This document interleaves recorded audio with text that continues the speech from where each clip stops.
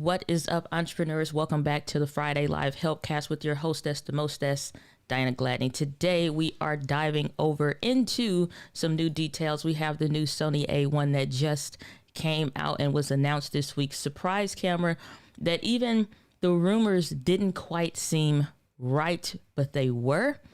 And I, for one, am super pumped and excited that they will. This camera is an 8K 30 frames per second camera, 4K 120 frames per second. The new Sony A1 also boasts 30 frames per second in photos. It has an Ethernet port built into the camera, full HDMI, and so many other things. I literally cannot go into details. Everything about this camera has seemed absolutely freaking fantastic. I am such a fangirl at this moment. I promise you, there is no other camera brand right now that can hold a candle to what Sony is doing. I'm pumped. I'm excited. I don't know what else to do other than find $6,500 that this camera costs. But believe it or not, some things are coming down the pipeline. That camera will be coming to my home. Just letting you know right now, out here in these streets, it is the new Sony A1. I'm pumped. This camera is freaking amazing. Now, some of you may be saying, this camera costs too much. Okay, let's do some course correction here. This camera is not your replacement to your A6400. It is not your replacement to your Canon M50. It is none of those kinds of things. So that if that's what you're thinking, no, this is not what we're doing out here in these streets. This is the camera for your company. This is the camera for your brand. This is the camera that is literally the one that can help to make what it is that you're trying to do come to fruition. I'm not trying to get you to go and buy this camera, but I am putting it on your radar because it may not be something that you need. Like, for example, I am not going to go and get this camera and put it on a tripod and it be, oh yeah, I upgraded from my A6400 to the new Sony A1. What? That's not how this works. And that's not what you do. This is not the camera that you just finna pop on a tripod because, you know, I wanted to replace the A6400. This is not this camera. This is the camera that for whatever is your big, hairy, audacious goal, that this is one of the tools that you can foresee. And even if this is not the camera for you, it just goes to show all of the incredible things that will be coming down the pipeline. Something else that's been amazing is the new Sony Xperia camera. Oh, we going nerdy today, because when the camera first was announced, I didn't have the capacity to do a live stream around it, nor did I want to. So we did it in a clubhouse room and we completely nerded out. So if you're a part of that conversation, then you already know. We explored a lot of different things, and it's really interesting and amazing because it was really able to reach and connect with an audience that's very different than who I'm used to connecting with. And you're able to really get a conversation going from other perspectives. And this is not some camera where it's like, oh, well, your work got to pay for it. Let's kill all that noise. Because it's a lot of things that people buy and your job has nothing to do with whether or not you bought it. Because there's a lot of people rolling in a Lexus going to the bank or buy a Range Rover to go work at the mall. You know what I'm saying? So what you buy and what you invest in, these are totally different categories. So that has nothing to do with it. And it's a lot of conversations going around this camera. And people are like, oh, my photography work doesn't do it. Oh, well, I'm not, my filmmaking doesn't require all that. Good points.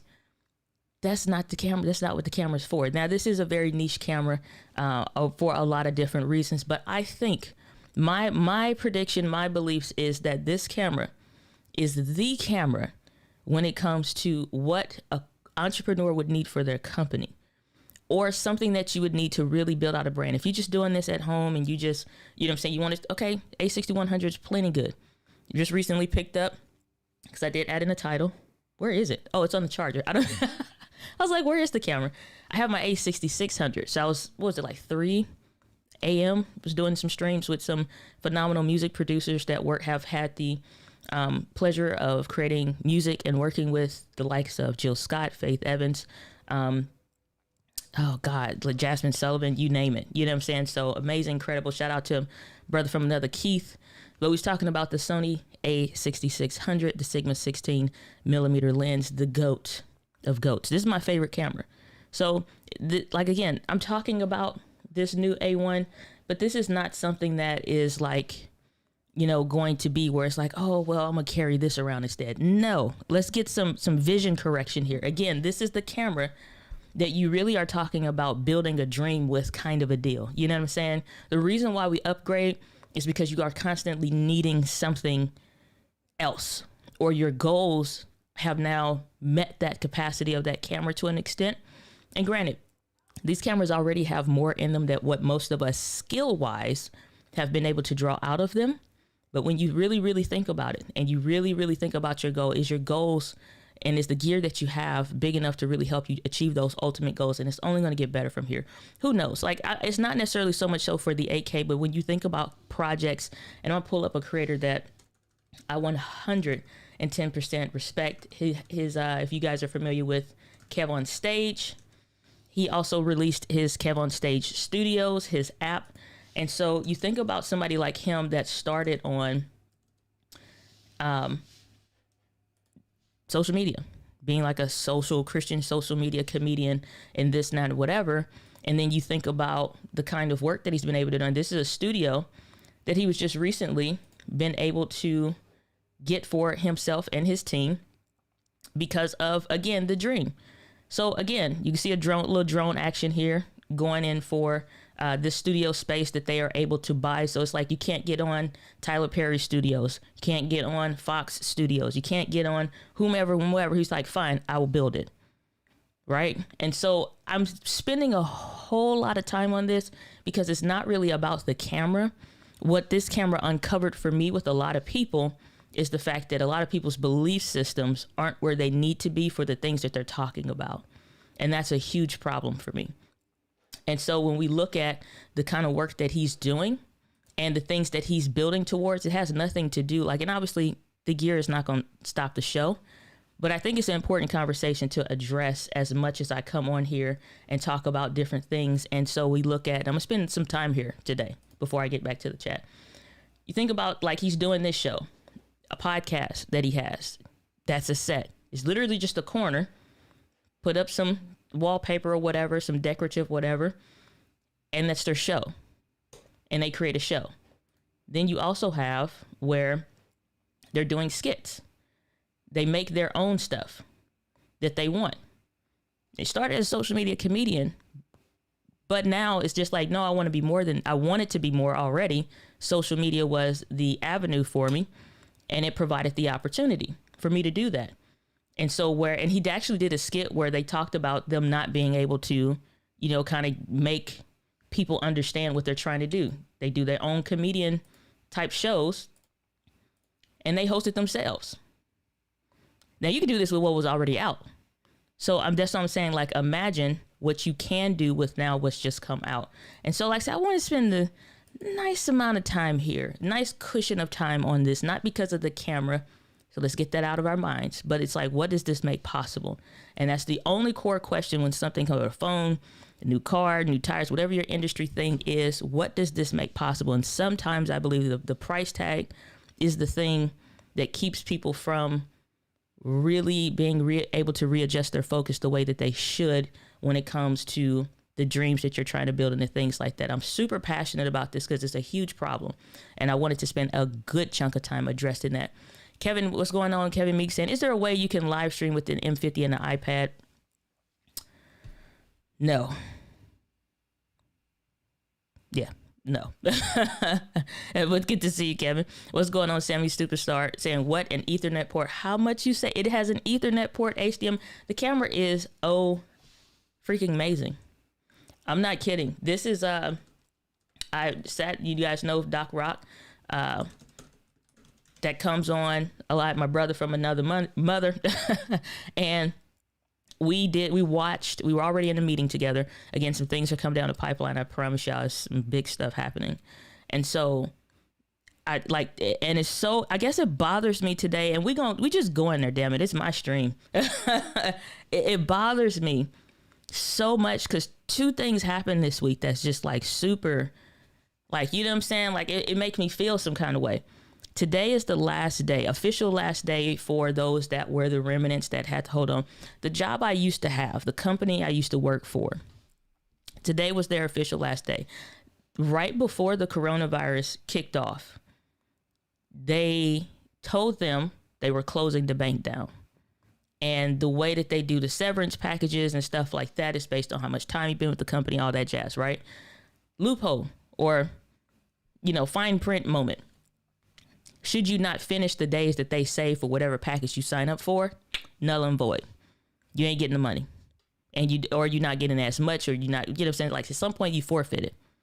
I read the contractual data, so this ain't hearsay. And I saw them go through phases of this. So at the time that I quit, it's kind of, it's a year before this announcement comes out, right? Walked out that job May 10th, 2019. Lived my best life every day since.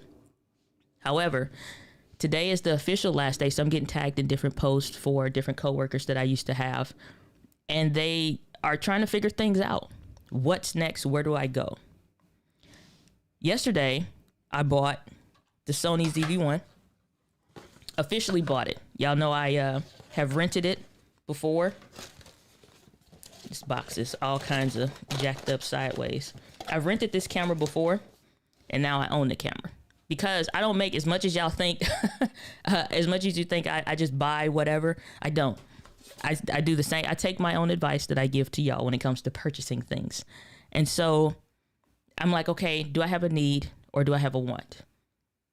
Do I have a need or do I have a want? Okay, let's rent it. Let's do some videos. Rent it again. And I'm like, okay, I don't need it right now. We go through 2020. I'm kind of here at the same point again. I'm like, okay, now I need it. Now I need it for some other things. And now beyond the point of need of camera. But now I'm at a point to where the company warrants needing a camera for different things, right? So now I go to get this camera from the same store, same Best Buy, which I never go to Best Buy.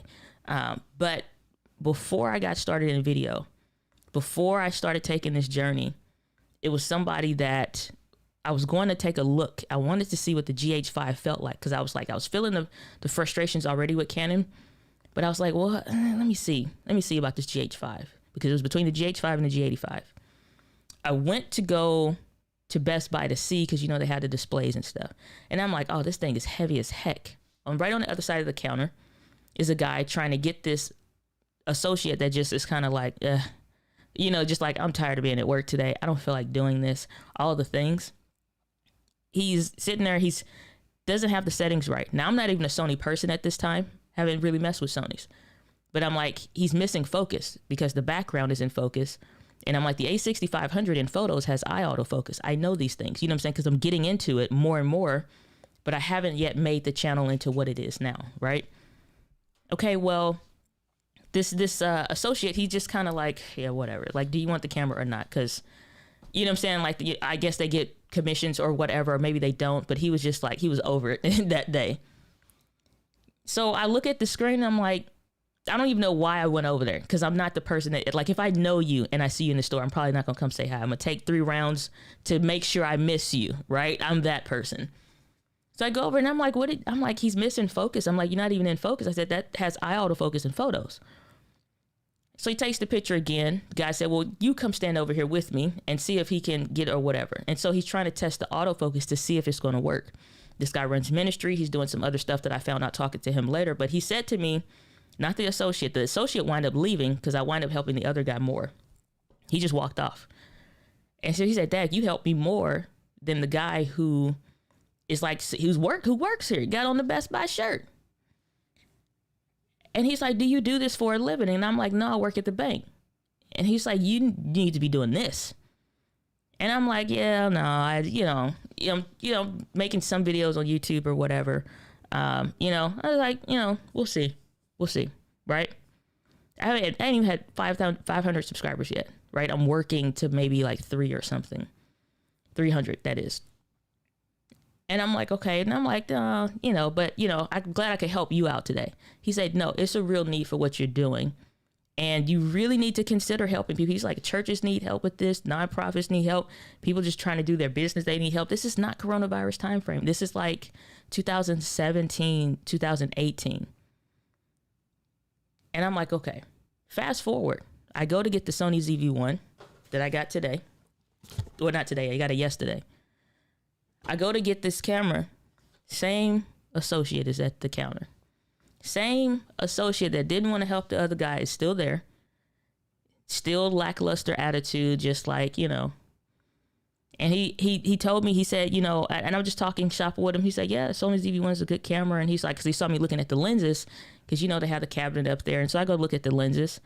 And he says, oh, you thinking about, you know, getting one of the other Sonys? And I was like, no, I got a couple. I said, I'm adding this one to the arsenal. And I said, I know that Sony A1 just came out, so I'm super pumped and excited about that. And this, not or whatever. He's like, yeah, you think about going full frame? And I'm like, no, it's not really like the full frame APS-C thing. I said, just like the possibilities, you know? And he's like, yeah. He's like, well, I appreciate you coming in today because, you know, it makes me feel a little bit better about feeling like I got something to do for my job or whatever. And I just felt some kind of way. Like, I don't know, it just sat hard on me. You know what I'm saying? And so I was kind of vlogging that because for a video that I'm doing around like the ZV-1 and some other stuff. And I just kind of felt some kind of way.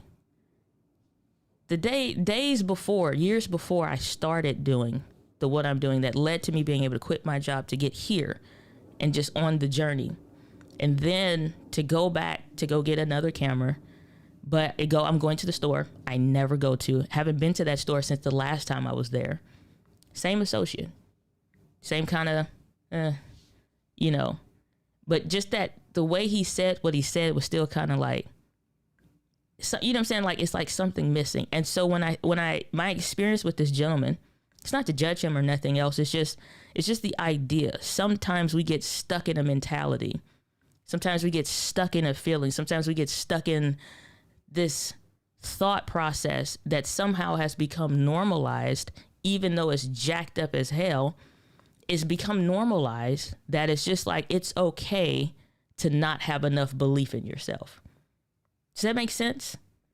Like, it's okay. It's somehow we've made it okay to not have enough belief in yourself. And I am not okay with that, because I look at how different my life has changed from the last time and the first time I had saw that guy to yesterday. And my life has completely and drastically changed for one core thing, and that's my belief system. Period. A progressive belief system can change your life. I did not have no intention. I was just going to nerd out, geek out, talk about the camera, move on to whatever like we usually do. And I don't know. It's something different today. So may not be what you wanted to come here for, but that's what you're going to get. So, but it's just like, but the more we talked about this A1, just a conversation in the Let's Get Live community, all that stuff in the Facebook group, the more we talk about the stuff, it's just like it keep coming up, too much money, da da da da da. It's just like we spend money all the time on stuff that adds zero financial value, or it opens up the doors for nothing. However, when I think about a situation like last week where, you know, was being invited to come onto Michael Stelzner's show, runs like the largest social media marketing, anything for entrepreneurs and just like marketers, period. You know what I'm saying? Like one of the biggest events that's ever held every year in San Diego about social media marketing. And I'm able to be on his show. You know what I'm saying? Like the doors that open because you invest ahead of time, because you believe in yourself, or because you have faith that something's going to happen, even though it doesn't make sense to nobody else around you. It's just like, I'm going to make this investment ahead of it because I'm putting my money where my faith is going. I'm putting my money where my faith is going to take me. You know what I'm saying? That's what I do. People, they geared this, and what about this microphone? This Rodecaster Pro made it possible, along with some other things, to be on Live Streaming Pro's show earlier this week. I had no intentions on being on the show. She's like, hey, you want to hop on? Sure. And she's going through the Rodecaster Pro. Shout out to India Delgado, out working in these streets. And so me and India are on the show on Live Streaming Pros. I watched them when I would be driving home from work. They didn't know who I was. I was just somebody, anybody else. Now, you know what I'm saying? Now the things are different. It's different because of a belief system shift. When you shift your belief system, your entire life of what you know to be normal now can absolutely and completely, utterly change. Your belief system can make or break you. The more I talk about this Sony A1, the more people's belief systems are becoming exposed for $6,500. $6,500. I promise you I have spent more than that of what's on my desk. You know what I'm saying? Like I have spent it. Correction, I have invested it. I'm not going to go too much deeper here. I'm getting off of my soapbox that I did not intend to build and get on. But I feel like this was necessary. Because the more that you talk, the more your belief systems expose who you really are. The more I've talked about this camera and been in conversations with people, the more I'm like, you don't really see the value that you really add to like everybody around you. You're missing it. And it's right in front of your face. Oh, I don't know about this. I'm going to think about that. Do you believe in yourself, daggone it? Like, for real, you know what I'm saying? On some real stuff. Like, do you for real believe in you? Yeah, it bothers me, man. It bothers me. Oh, what's going on, man? Let me crank some music on here and set the atmosphere up in this piece. What's going on, Chris Gloss? Good to see you. Only one truth. I heard that. Perfect timing. Question. I hooked up my Ecamm program and did the Elgato, and it did not work. Press the record button, but it stopped recording 30 minutes. Do I need EOS utility? I'm imagining using the Canon camera, and if that Canon camera does not have clean HDMI, you need to be using software, not HDMI. So that's the answer. Plenty of videos on that, especially the M50. If the camera does not have clean HDMI, don't use it. And I don't mean like Elgato's website. I'm saying the manufacturer said. And that is every camera that's not the Canon SL3, the Canon M6 Mark II, the Canon M50 Mark II, the Canon EOS R, the R5, R5, and R6, I believe, all have clean HDMI out. Anything other than that, you need to be using USB for live streaming. What is going on, Miss Finance? Good to see you. Eco Blue, good to see you. Stephanie Brown, good to see you. Just passing through, giving you some like, spreading love. I appreciate it and receive it all. Kim Bucha saying, don't forget to hit that like button. Absolutely. What's going on, Digging Canuck? Good to see you. Glad that you're here. Matt, good to see you, saying, I have seen a few of your lives. Do you provide services to help individuals get their streams up and running? Yep. If you go to dianagladney.com/work with me, you'll get a link to that. And I'm not sure who is a moderator in the chat today, or if they saw that while I was ranting. So, because I'm late getting to the chat, but let's go here. Work with me. This and hissing. You go over here. You can click schedule a call. This will outline details if you're trying to go through like my coaching program, a one-on-one coaching program. If not, click schedule a call. You can do a 10-minute quick chat if you just have a quick question that's easier to discuss on the phone or through Zoom. So 10-minute quick chat, 30-minute consultation, or 1-hour consultations are available unto you on the website. dianagladney.com/work with me. I'm dropping that in the chat. And then, all right. Tachi E, good to see you, saying good afternoon. Good to see you. Saying I do the same in a guitar shop. They think I work there. That's the bad thing. You get so used to going to a place and it's just like, hey, do you work here? It's just like, no, but ask me anyway. New subby, good to see you. What's going on? Welcome to, I guess, the Glad Gang, as it's been called. That makes a whole lot of sense. That's a great word. Makes sense. Appreciate it. What's going on? I'm the Brown. What's going on, brother? Good to see you. Saying depending on the Best Buy they have, Best Buy employees and some are Sony employees. Well, I can tell you this was not a Sony employee. I'm questioning why you're still a Best Buy employee. Shifting in the mentality. Put your money where your faith is going. Got that right. What is going on, Chocolate Twist Yoga? Good to see you. We got a question from that Christian fam channel. Do microphone shields really work? I have a FET head arriving. So that's a different, so I think the wording is off, but it's that I think alone it could take care of the sound floor and installation. So here's the thing. If you're using something like this that does not have to have one, or it doesn't work, I'll put it this way. If you're using a microphone that requires it to not have, it's not called a shield, it's called the preamp, a microphone preamp like the FET head or the cloud lifter. If it doesn't need one for it to work, it doesn't necessarily mean that it doesn't need one for performance. That's the difference. Can you show up to a race in church shoes and take a jog? Sure. That doesn't mean that you're going to be optimized for performance to actually run the race. And that's the difference between using a FET head or a cloud lifter and not using one. The difference of the sound and how much it opened up and just really gave life to the full range and flexibility of this microphone in a very significant way. When I added the FET head, I will never not use one of these microphones without one. I'll keep it there. That's the difference. So do you need one? If you're asking me, should you get one and use it and keep it? Yes, get the FET head and use it and keep it. Saying Diana's preaching today. You know, boy, they ain't let me slide into no pulpit. I tell you that much. Still awake from Keith's lives. No, man, I went to sleep. That was that 3 a.m., 4 a.m. stream. No, Darnell, good to see you from, yeah, you hanging in there from last night. Shoot, yeah, we was 3, 4, I don't know. I think it was like, it had to be 4 when Keith was going 3 here. So yeah, it was late. What's up, the Glad fam? Good to see you. What's going on, Alex Marta? Broski. When we gotta link up. We're gonna get Alex on the channel, y'all. Alex is dope. Said I fell asleep on you. I can't remember at what point.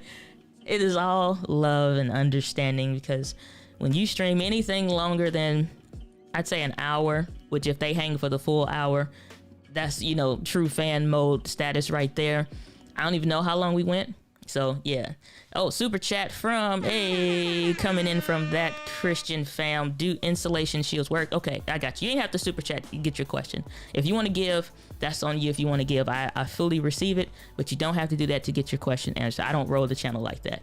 Maybe at some point we will have to, as the community grows exponentially or something, but we are not there. I still am able to answer all the questions. So you don't have to give a super chat for me to answer you, but I appreciate the support nonetheless. Saying he was on his way to sleep, but we will interrupt your sleep patterns. What's going on, Henry? Hey, good to see you. Hope all is well. God bless you and all your work. Can't wait to hear your thoughts on the Sony A1. Oh, I just went in and that went into a whole other thing, but we can just keep it technical if we going back into it. I think it's amazing. I think that Sony A1 is absolutely incredible. It is a game changer. It is okay, I don't stutter, nor do I have a stuttering problem, but when a camera makes me stutter, you know it's the Bee's Knees Hall of Fame. It just made it. What's going on? B Love INC, good to see you. Saying sorry, it's more so asking if the shield would be necessary. I'm keeping the Triton FET head for sure. It'll work without it. It just won't perform well. It won't, you know what I'm saying? Even though you're increasing that gain, it's not about the noise floor kind of a deal. It's just really to make the mic work like it should. But you can plug it in and you'll hear something, but it won't be the best.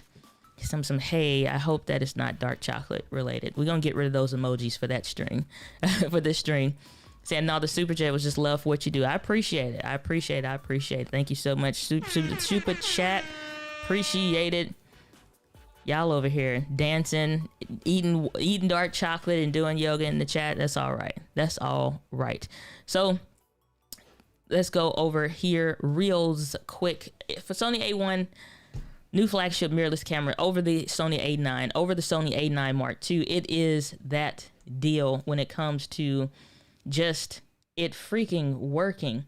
It is the Bee's Knees Hall of Fame. It has 2 of those. They say Beyonds, or it's Beyonds as far as I'm going to say it. XR sensor, back shield, or not back shield, backside illuminated. It is still a full frame camera. It is just a whole new line of camera of what they're trying to do. An absolute true hybrid camera.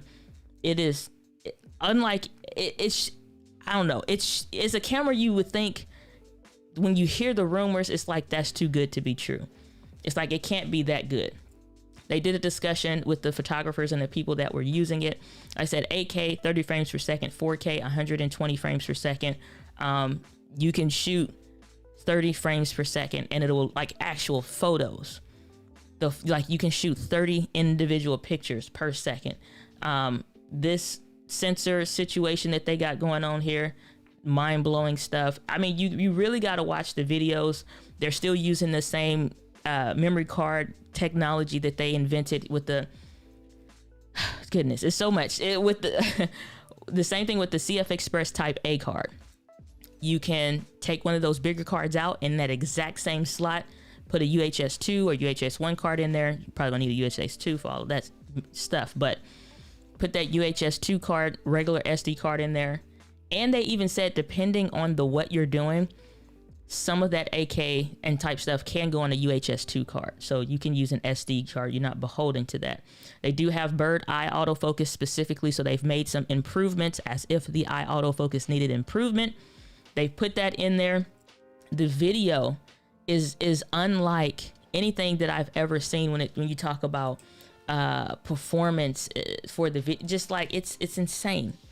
I'm not even joking. Like sometimes it's like we get excited and it's just like, oh, it's all hype.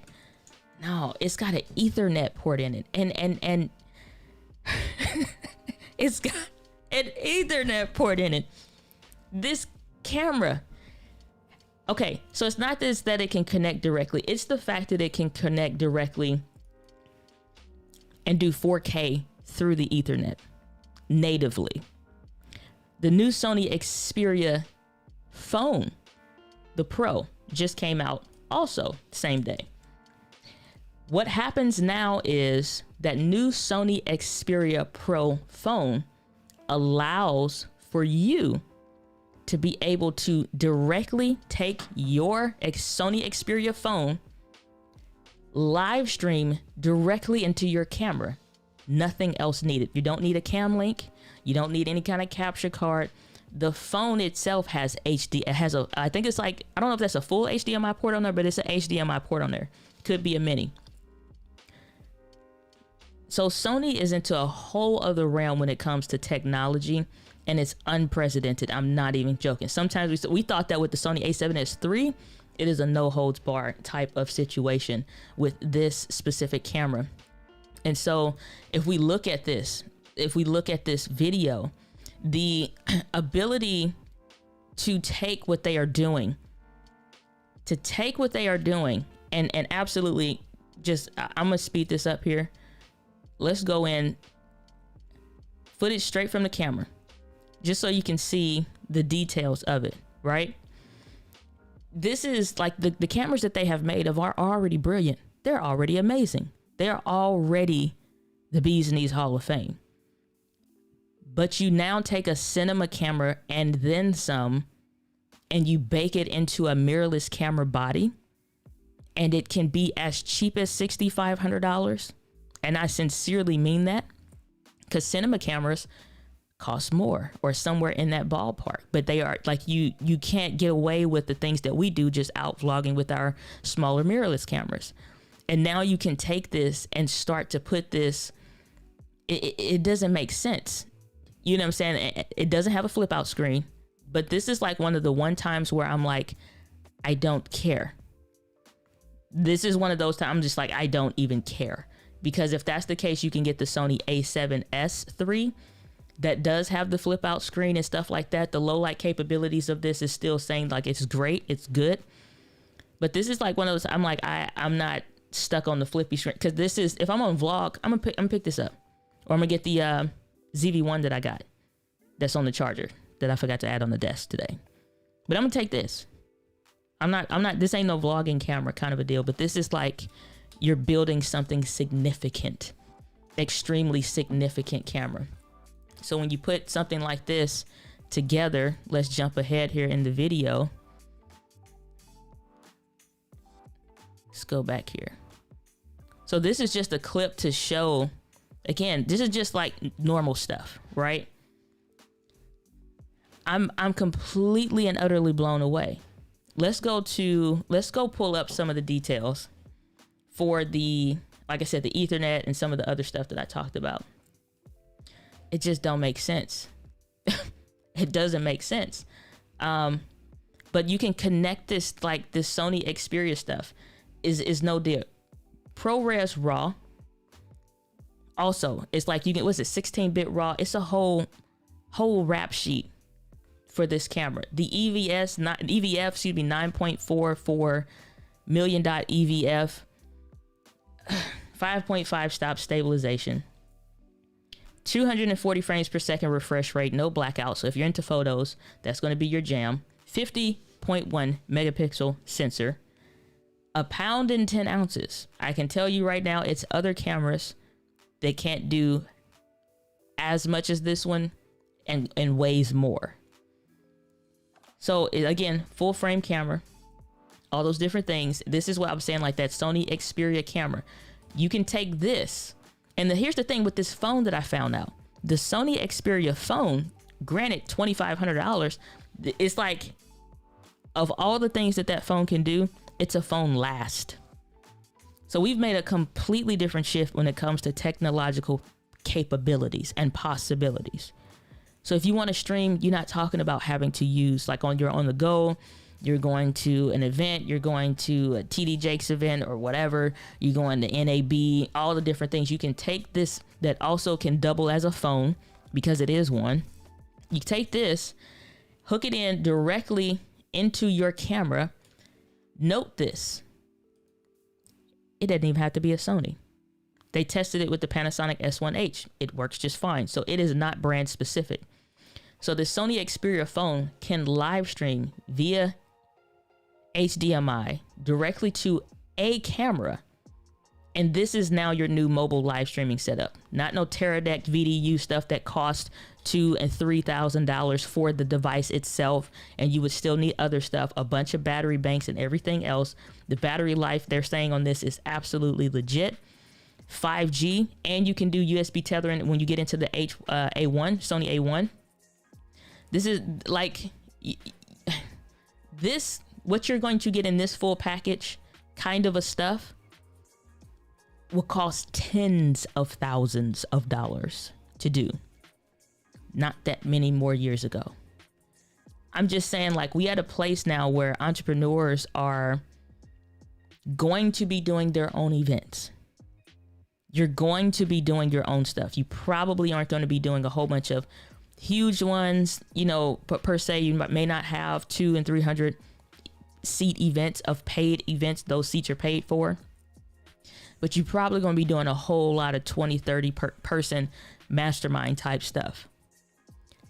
What happens when you start getting into more cinema quality at more affordable prices? That's what I'm saying. Like, you got to dream way bigger than what you have been.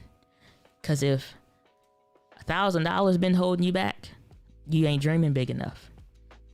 If $1,000 is holding you back, you're not dreaming big enough. And that's just facts.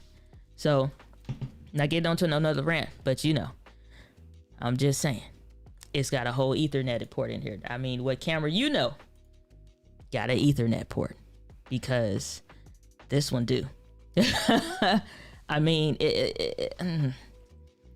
the stuttering for me is what's getting me. I'm like, find your words, girl, find your words. So let's open up these photos here. Because I don't know, B&H, that's one thing I don't like about B&H website. They don't show, okay, I was about to say they didn't show the port. So, but yes, y'all think I'm joking. This is an Ethernet port. Of course, a headphone jack, a microphone jack, okay, full HDMI, USB-C, multi-connectional port, display, all these things. Ooh, Lord have mercy. Let us just pause for the calls. Let's go back, because y'all ain't hearing me. Ethernet port.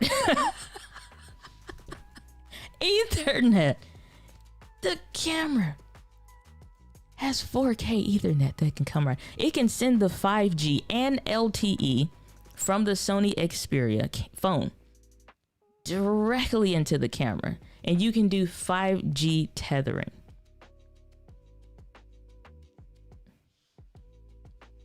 Dream bigger, fam. Dream bigger. Lord have mercy. Lord have mercy. Lord have mercy. Okay, I answered that. I'm catching up. Saying Glad Lane, I don't think I've seen Diana Glad this excited by the camera. Oh, I don't think I've ever been. The closest one a long time ago was the Panasonic GH5 because I thought it would push the industry further faster, and it didn't. Everybody just kept chilling. Oh, it's Micro Four Thirds. We don't need to do so. We'll see. Wow, saying you are so humble in regards to the super chat comment. Oh yeah, for sure. I mean, shoot, somebody give you money out of their pocket. They don't have to. You know, just like there's no such thing for me as a big YouTuber per se in that way kind of a deal. Shoot, you know, money is earned. I don't care who you are. So if you giving that, thank you. I appreciate that. Homesick Mac saying hi, all waiting for the Diana Glad new Sony camera info. Well, we just went in. Saying a micro HDMI. Oh, no. Let's Alex Miner. Let me get you set. It ain't. Might be on a Panasonic camera. No, just kidding. Never have you ever had a Panasonic mirrorless camera with a micro HDMI port? You had a full one, but you ain't had no Ethernet port. That's what you didn't have. No, but no, it ain't micro, it's full. Sony Xperia has the phone. My bad, Alex. I didn't hate it on you for no reason. My bad. All love here, brother. All love. But yeah, the Xperia micro HDMI. Hell, it just got one. A phone has an HDMI port on it, period, that can 5G tether and live stream from your camera with nothing else other than the phone and the camera hooked up, period. I'm all for it. Saying that's amazing. Yes, it is. Ethernet port. Listen, an Ethernet port. See, I just got a look. Listen, I'm telling you, this A1 it's gonna change the game. From the Sony is amazing. Yeah, and it's like they've already been doing an amazing job of what they have. After the Sony a7S III, the question and the thing that all of us gear nerdy people were saying is like, how could you top this? What are other brands going to do? Not what Sony is going to do again, and so soon afterwards. And then here's the thing. If you like, dang, that's still more than what I'm trying to get for my use case of what I'm doing right now. Cool. My thing is this is going to trickle down. It's going to come down, not the price. I'm saying the features. I don't think we probably going to see too many. Here's the thing. I can't do no predictions for real with Sony in that way of what they may add or not add to a camera, because it's stuff like this that they surprise you all the daggone time. And the stuff that they surprise you with, it is good. The 4K in the camera is coming from 6K. The 8K in the camera is downsampled from 8.6K. So it's like even with the high, it's still even more, and they're squeezing more into the frame rate that's actually produced. Just like I said, these cameras is actually 6K. A lot of people don't know through the HDMI port, you get 10-bit on this. So it's like they give you more than what you even think about.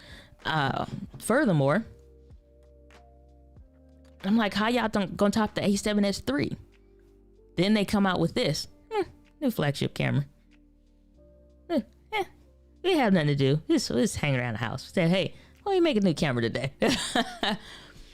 Said we had the two mics, but now I've been hearing a buzzing sound, a little electric shock.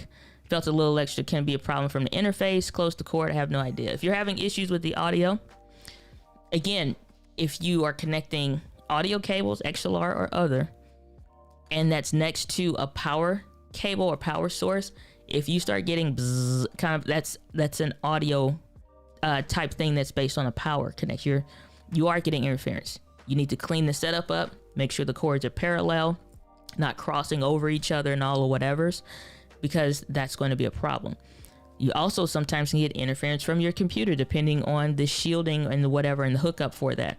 I can't really speak to as far as the interface and all of that, but make sure your cords are parallel to each other. They have some space, and you got to mind being close and connected to a power source and your audio source and your cables if those are mixing or tangled up or whatever. You can't do some kind of cable management that you would think with other stuff, like other electronic stuff. It's like, oh, cable management, let's put them all in this thing. It don't work like that when it comes to audio, because you have to mind, do you have good XLR cables that have shielding for them as well? And if you notice along your XLR cable, it should have writing on it. If you're using XLR, it should have writing on it and stuff like that. So like mine says that it is BC shielded, all this extra other stuff, 97.5% coverage and all this extra other stuff. So really good XLR cables matter. If you're using XLR, TRS, it's not going to get any of that kind of stuff. So you need to be mindful of what you're doing. Anybody would get that no matter what their setup is using, but you need to clean the audio setup up. You got to get organized and invest in something that's really going to work for the setup. We got a super chat coming from Kim Bucha, $14.99. Thank you so much, saying happy Friday, Miss D. I don't even want this camera, but I enjoy seeing you do. Thank you so much, Kim Bucha. Thank you for giving from your home to mine. I appreciate you so much. I really, really do. Saying, do you know if it's Netflix approved? It will be, because the Panasonic GH5, which is dope for what it does, is Netflix approved. And I'm glad you bring this up, because that was something that I brought up before. It's like, again, we now have, there are no gatekeepers no more. The internet broke that. Social media crushed its dreams even more when it came to the gatekeepers. There are no gatekeepers anymore. If you want an Amazon specific show, or you want to put something, that's what I'm saying. Like, you got to think like big dreams. Your church, your ministry, y'all just trying to reach the people down the block. Hell, you could be reaching a whole global community. I don't even know where y'all stay. You know what I'm saying? It's like almost 11,000 people subscribe to this channel. Global with a free Gmail account. It's completely unprecedented. So now we look at the cameras like this, like the Sony A1. And like even the GH5, I think that was like 2018 that camera came out. Could have been 2017. That's Netflix approved. And it wasn't a whole lot. This camera for sure will be Netflix approved. I have no doubts about that. It just has too much going for it. So I don't doubt that at all. Danielle, appreciate the super chat. Hey, $5, saying great word today. Often debate investing the money on what I want versus starting small. Love, put your money where your faith is going. Stay blessed. I appreciate it. Thank you so much, Danielle. Really, really do. We got Fulgence. Hey, Fulgence, guess what? That's your new sound effects, Fulgence. Fulgence, I promise, this man right here, never let him on your stream. Don't do it, because he completely wrecked India's stream. Okay, she's doing a great job. She's on the Ecamm Live community stream. She's doing an amazing job. This guy, she comes is trying to do showing like the green screen. Okay, and green screen, is usually a cloth like this, right? So if I play around with these Ecamm effects, I'm glad I actually have this so I can show you. Fulgence is up to no good all the time, right? So let's adjust the green screen thing. And so you can see, let me change the backdrop. Oh, they don't have these built-in ones already. Oh, here we go. Bricks. Fade level. Like you can kind of see, like, but that gets chroma keyed out or whatever. So like you can switch it to, what's like the beach. There you go. So this is how green screen works for those of you that don't know. And so you can see more of it as if the screen was full, kind of a deal. Right? So this is probably trippy for some of y'all. Home office, right? So this is what happens when you do the green screen, except this is behind you instead of in front of you, like how I'm doing here. Or palm trees, you know? For some of us in states that are crazy, we don't have this right now. So India is doing her whole green screen thing, and she trying to show behind the scenes. Fulgence, so like, because you know, you can hide and mask whatever you want to. Fulgence comes on the screen, and as soon as the green screen veil comes down, the little Metal Gear Solid sound effect. Shameful. Shameful on you, sir. Shameful. Never let Fulgence on your stream. Have some coffee or white chocolate on me. Happy Friday. Well, thank you so much. I appreciate that. Saying you do know the A982 has Ethernet. An Ethernet port? No, it don't have an hold on. Listen, don't do it. Cause I've watched the A9. No. Shut the front. Listen, I'm the Brown out here breaking the stream. Hold on. Pause for the cause. Now, the only thing that I noticed that stood out to me with the Sony A9 original, not the original, the Mark II, was the ability to have a voice recorder in the camera. So as you're taking photos, if something happens, it's like, about 3 seconds in, he did whatever, just to kind of talk yourself through. I did not know the A9 or even the A9 II had an Ethernet. It's never been talked. Shut up. Yo, I'm the Brown dropping the fire. I didn't know that. How? I'm the Brown. Thank you. Let me get my list of Ethernet. What? I've never seen or even heard this ever. This is the A9 Mark II because that's the first one that came up. Ethernet port. I'm the Brown. You are the man.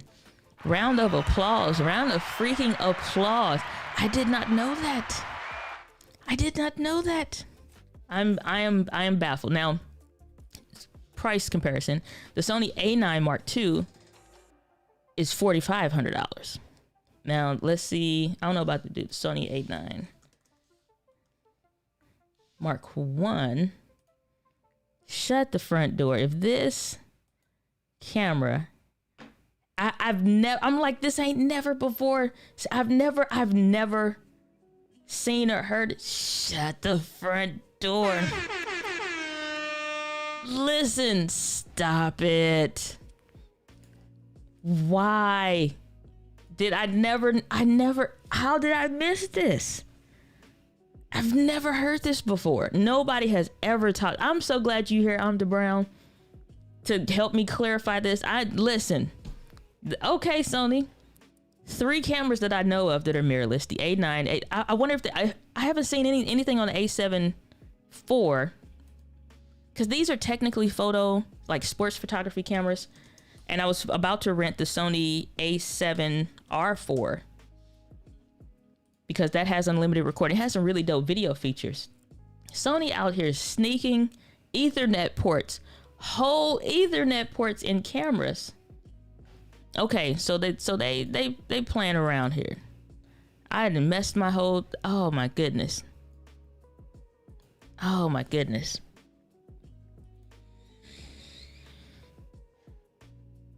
I'm excited. Ethernet port. Do y'all understand? Listen. Oh, okay. I'm looking for a button that I cannot find. Okay. Oh, holy mackerel Louise. Okay. All right. I'm looking for my, what is it? The scenes. Show the scenes when I'm closing stuff on accident. The hand doing one thing with the mouse, brains on a whole other level. Okay, so the A7 IV does not have an Ethernet port, but by good golly gumdrops, yo. So we got 2 cameras. The A9 and the A9 Mark II have Ethernet. I never knew that. Now all I hear is the comedian Tony Baker. I never knew. Okay, let's go. Where do they have it at? I'm the Brown out here breaking the stream. Yo, let me have a conversation with some folks. Okay. We're gonna have to get a Sony A9 in here now, because I gotta see something. I gotta see something here. Huh. Ethernet, eh? Okay, Sony. You just out here saving the world, one camera at a time, huh? And so the Sony A9 is $4,000. $4,000, $4,500, $6,500. What is the A7S III? Why didn't that have Ethernet then? Am I learning things this day? Sony A7S III. We going for a drive today, ladies and gentlemen. We are going for a drive today. So $3,500 for the Sony A7S III. Your B&H out here saving lives with the photo. Let's see here. Okay. So no Ethernet on that, which is interesting. Okay. We're gonna have to get this A9 in here and test her out, because I have to try this. I have to try this Ethernet in a camera. I'm the Brown for the win. Yo, listen. out here saving lives. I'm beyond myself excited. I don't know how to contain my joy, and it's not anything to do with the coffee. It's okay. Let me catch up. Holy mackerel Louise. Saying, oh, that is awesome. I'm looking at the S1H, so that's great news. Yeah, the S1H is not. That's the thing. Panasonic if you are going to manually focus, or I don't know, maybe not move around, then they make perfectly capable, competent, brilliant cameras. They honestly, if they had the phase detection autofocus, Panasonic would be on everybody's lips like how Sony is, but they just haven't, made it so that their autofocus is stellar, and they are constantly working on it. But it's like at some point we all try to make that putt car work, and it's just like, just get you a new daggone car. Stop playing. Like, ain't nobody trying to know if they gonna risk their life today riding with you in the car. We don't want to take the chance. We're sick of getting pulled over to the side of the road. It's like, man, let me call my dad and see if he can. Like, we don't want to take the chance. But the S1H is amazing. Saying that camera is a cyborg. That camera is saving lives out here in these streets. What is going on? Let's see here. What's going on, Damon? Get to say, hey, kind of off topic, but I have an M50 that suddenly just don't work. Fully charge the battery, put it in. The green light indicates the battery screen turns gray. Don't know what to tell you. Try a new battery, a Canon branded battery. If that does not work and it's just not a battery thing, you got to send your camera in to what's the name? Once you start getting into actual issues, there's no workarounds or fix, or it's no way that I know of to do a hard reset. It may cost you about $240 for them to fix it. So $250 or somewhere there about. Probably cheaper because as the camera gets older. But if you got a warranty, then you may be okay. You can send it in for a repair. And they actually were working pretty quickly, but that was a couple years ago. But yeah, you're at the point now, you either got a new battery to try it, and if it's still the issue or whatever, or you're not noticing any swelling with your batteries or nothing, then which you shouldn't have with a Canon branded battery. But you're now at a point though, you need to send it in. Whether you got a warranty or not. If you're paying out of pocket, you don't have a warranty, maybe you bought it used, $250 plus shipping. They will make you pay for the shipping. They're not like other companies for when you're sending something like B&H or whatever, and they're like, yeah, we'll send you a shipping label. Or like Amazon, no, you're paying. So they'll send it back to you, but you're going to pay for it. And you do need to send it in and agree to it for you to, for them to get all the stuff. So yeah, and watch your tracking. We're still holiday-esque time frame, and it's only certain facilities. If you're somebody that steals, it's only some certain facilities and labels and don't think that don't happen, because it almost happened when I sent mine in, not because of Canon. It's just like shady people that work essentially. So watch your tracking. Digital Buddha, hey, what's going on, David? Good to see you.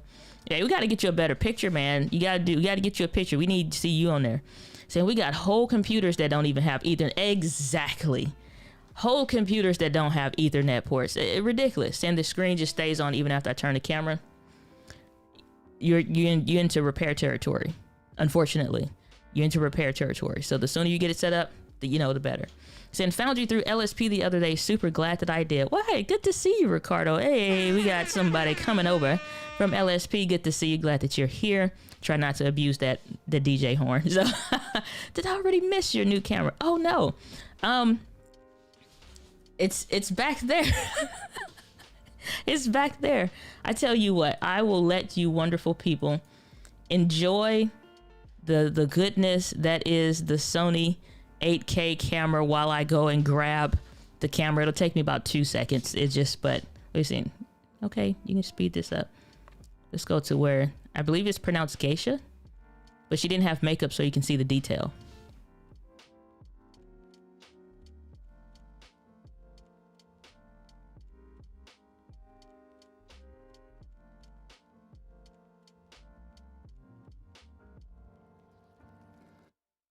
Yeah, buddy. Yeah, buddy. Let me tell you, Sony, if you just see the painting come down and then just cameras for no reason, then you know what happened. But yeah, new camera I picked up, just adding to the family, which is the new, to me, the Sony ZV-1, which And so y'all notice that? You probably can't see because of the eye thing. Oh my goodness. It does vertical. Canon M50 Mark II. I'm looking at you. Every camera does vertical. I could, it's like some people shouldn't be in advertising. It's like who in the marketing department? It must be those same people from back in the day when it was Sprint and they would put on the old school flip phones. Like when smartphones started becoming a thing, they put on the phones. This is the detail. They sent me a repair phone because mine broke. And you kind of being bougie, like, yeah, I got a screen on the other side of my flip screen. I'm bougie, right? They sent me a repair phone that was like all black and it's like colored blinking LED light on the front instead of a screen. And I'm like, I know y'all ain't send me this as a repair, like the in-between phone. Like this is the replacement. It's like I had speakerphone. I had, so that was back in the day. So phones was fun back then. You could hang up. I'm done talking to you. Clip. Whole phone hang up. And then until that one time where you forget that you didn't turn on the feature. So when you close it, it actually hangs up and the person's still like, I can still hear you. Be like, oh, well, boop, click, pop. But yeah, I got the ZV-1. I'm going to be doing more tutorials around it because it just makes sense now for the things that I'm doing. And I have some trips and stuff coming up. And so I'm like, I noticed as soon as I had sent the camera back and I'm like, I should have bought it. I'm like, I should have bought it and I should have kept it. And I'm like, okay, well, but now I'm getting ready to travel. So, and it's just nice because you open the door and you vlog. And for everybody that's complaining that, oh, it's not close enough, like this is the difference. And so everybody's like, well, yeah, but what about a phone? Phones are amazing. But guess what? Stuff like yesterday happens and it's a difference between you get something like this, you can just put this back away. This is a little bit different. You start adding all the things and blah, blah, blah.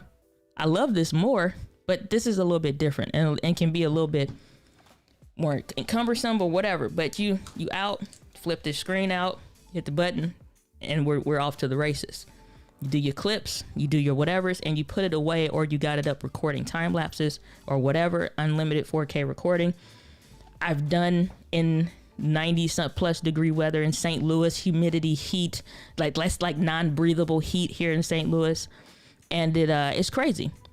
But I did it for what did I do? I did a surprise engagement shoot.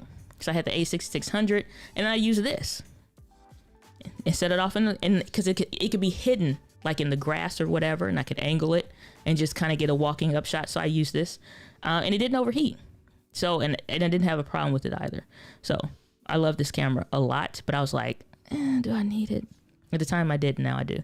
What's going on, Mr. Tech Rant? Good to see you. Saying I'm interested in what will happen with the A7 IV and the ZV Mark II. That is a fantastic question because here's my whole thing. These cameras that are coming out now, it's like it is making it so everything will trickle down. So the A7 IV absolutely gonna have 4K, at least 4K 60. They may get to a point because it's Sony, they may start normalizing in their cameras 4K 120 because it'll separate them. Everybody else is just trying to get to a point where they can do 4K, at a good rate. Everybody else is used to 4K 30. It kind of puts you in the mindset of back in the day, which ain't that long ago. Everybody was doing 1080p 60 or 1080p 120 frames per second.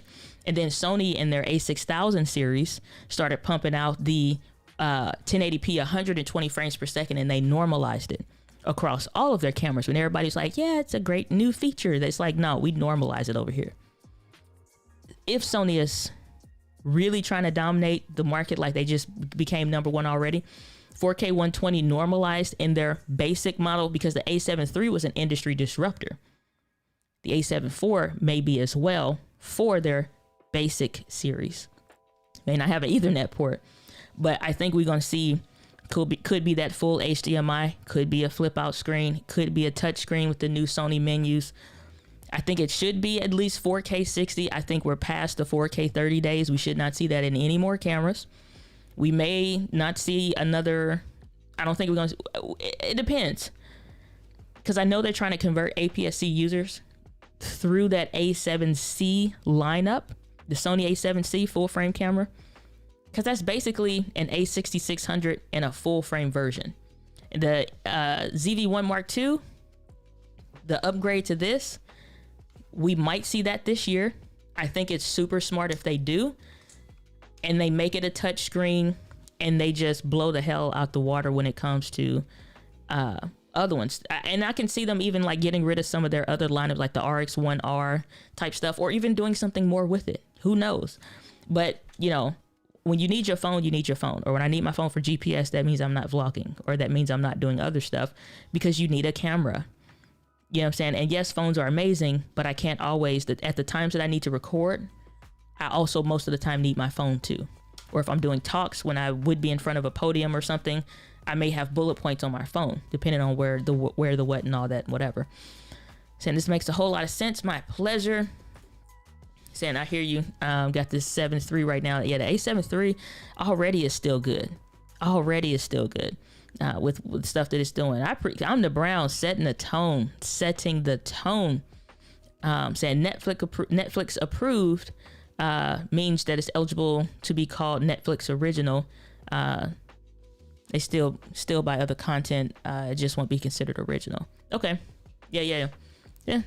That's fine. Even still, a Netflix approved camera. I'm not saying like a Netflix approved kind of thing, but I get what you're saying. You know, I don't think that you're wrong, but I'm just saying, like, when I think Netflix approved, I'm thinking something that they more or less, it meets those standards. Kind of like how film festivals have certain standards. So it's like you would have to own something to shoot in that way per se, but phones do all the things now. So Fulgence, don't trust them. So Filmtopia, good to see us and love the channel. Any chance you could share what internet requirements I should get from my internet provider in order to stream as buttery as yours?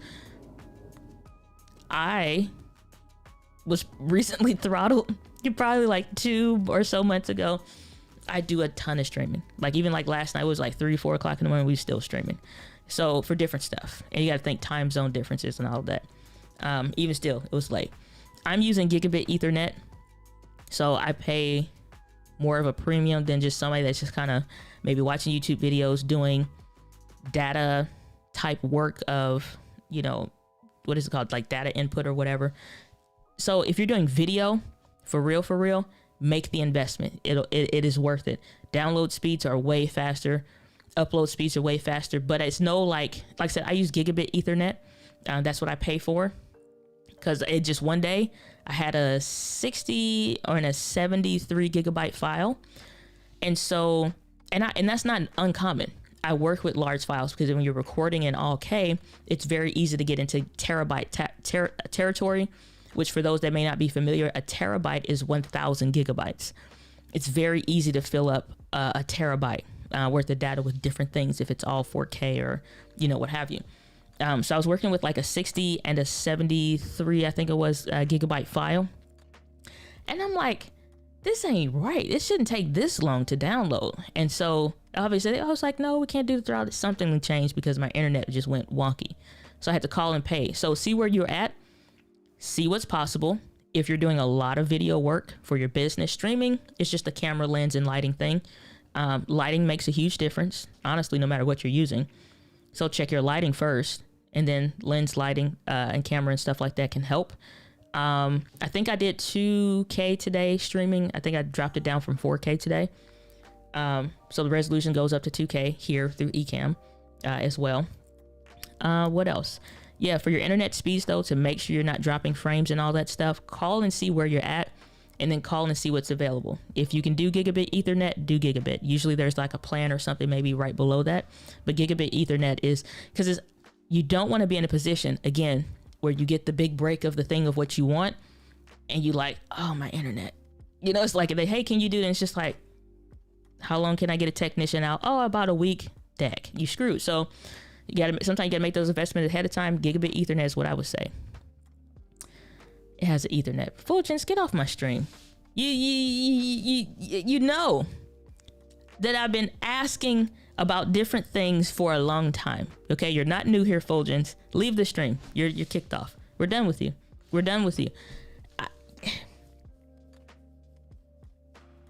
Moderators, please block this man. No, just for real, keeping an eye on 2 streams at the same time is hard. Aloha. What's going on, Brother June? Good to see you.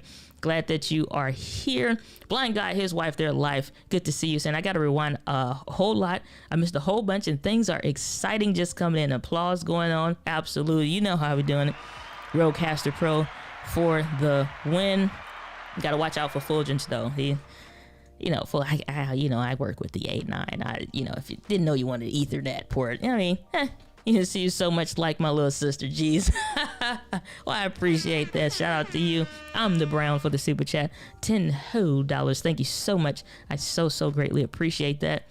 Saying wait, Ethernet. Oh, Sammy, you missed it, my brother. And then to find out, this is not even the first camera that Sony has done with A9. And Fulgence, you kicked off the stream. I'm the Brown saved the day by letting us know, because as much as I watched, I've never heard anybody talk about the Ethernet port. Nobody, somehow. And I watch a lot of Jason Bong even, and I've never heard him. Maybe he mentioned it. Maybe for whatever reason, it just didn't click. The A9, Sony A9, and the Sony A9 Mark II have Ethernet. I got to get one to try. Saying Ethernet may just be to transfer photos. Not sure it would be NDI. So no, we're talking about on the A1. We're talking about live streaming. It can do the A1. I know. I'll have to learn about whatever the A9 and the A9 Mark II can do. We're talking about 4K streaming through Ethernet, on the A1 that is. I'm just saying, it's amazing. Saying, think sports photographers need Ethernet to deliver photos quickly to publish live. That's true too. I can see it, but it's like, it's a whole half of a camera I never even look at. It's like, the photos are amazing. I respect every part of it. I'm not going to use the same way photographers are like, yeah, I don't need all the video stuff. I just need it to be photos. So I respect both halves, but it's like a whole half of a camera. I'm only looking at it mostly from the video side, and the photo stuff is a plus. But I can see for people that are at the Olympics, and that's another thing that I was learning about as I was watching the footage of the A1, listening to the photographers, which was super interesting. And I loved when they do like the documentary style experience and telling the story of that photographer and how they were able to capture what they did and why they need what. And so they'll say like the 30 frames per second stuff matters. Having good color science right out the thing matters, because when you have a huge event like you're talking about, they got the Olympics or the whatever, the turnaround time is like people want to know the news, whatever stuff that you tied in with, they need the footage. And you just need to be able to crank it. So that makes sense. And that would be dope. But it's like, that's the thing. Kombucha brought this up earlier. We got cameras with Ethernet ports and freaking computers don't even have them. Saying Panasonic BGH1. What is that? Because I know Panasonic makes some cinema line stuff and cinema camera. Yeah, cinema. We ain't doing no Panasonic out here in these streets. We respect Panasonic, but see, this is why the Z cams are dangerous as well, because it's this kind of stuff. And I do recall hearing about this camera coming out. Let's go to photos. Don't nobody want this box camera. We want the A1. But yeah, this kind of puts you in the mindset of the Z cameras, which is really cool. And it has all of those kinds of things that you would want, need, and otherwise for a camera. It's just a box. And so you would need a monitor. And we see that, we respect the Ethernet port, headphone jack, and all of that. But who wants to hold this? This is not even sexy. All right. This ain't the A1. A1 out here in these streets changing lives. This is the A9. Oh, no, this is the A1. Out here changing lives. It looks, all the bodies look the same. So, but it's cool. They got the joystick and everything else. And actually there's some different stuff over here, or so it's different to me that stands out, but cool stuff. Z cams are dope. Z cams are dope as well. Super sticker, $5 from Brand A. Appreciate that. Oh, that's wrong comment. 1 second. I skipped one, but super sticker from said pair character dancing, classic mic drop. Appreciate that, Brent. Appreciate you so much. And also, could you help me with my Shure SM7B and Rodecaster Pro settings in order to sound like yours? Why, yes. So I have a video coming out with that, which is why I need to finish connecting with my brother from another mother, Alex Miner, to talk more about some of the audio specifics. But I already did a portion of that video, the main portions of the video, to kind of break that down. I'm going to be doing a dedicated video on the SM7B. But what I will tell you is this, and you can do this and test this today. on the back of the Shure SM7B, I'm gonna hold this up to the camera as best as I can. You see those settings there? It's a whole little, it's switches on the back, right? The switches on the back here, make sure that you're able to adjust this for you.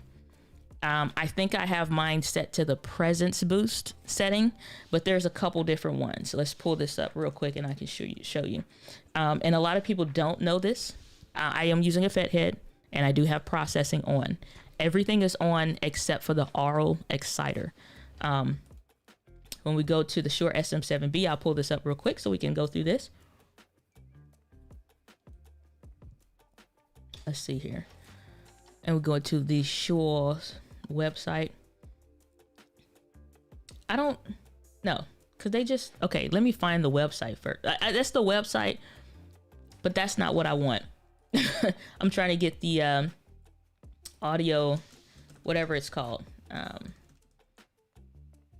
Whatever it is on the back. I don't know the official thing for it. User guide. That's what I'm looking for. And you know what I don't like? I'm old school. I want freaking manuals in the book. I understand the killing trees and all this, that, or whatever. The trees were dead already by the time I got the package. It's not my fault. I want manuals. Rodecaster Pro, I'm looking at you. So here's what we're doing here. This is what I want to show you with the Rode SM7B.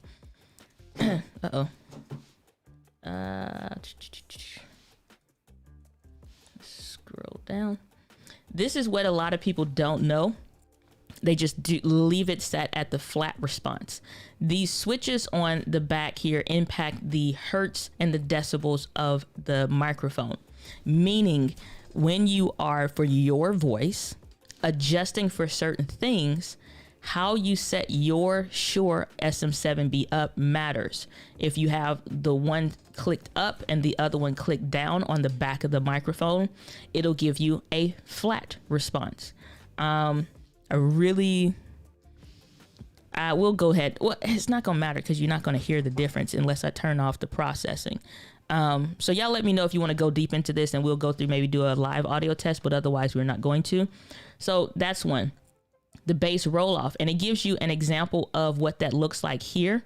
But when you go over here and you adjust it, it'll give you an actual visual of that response pattern.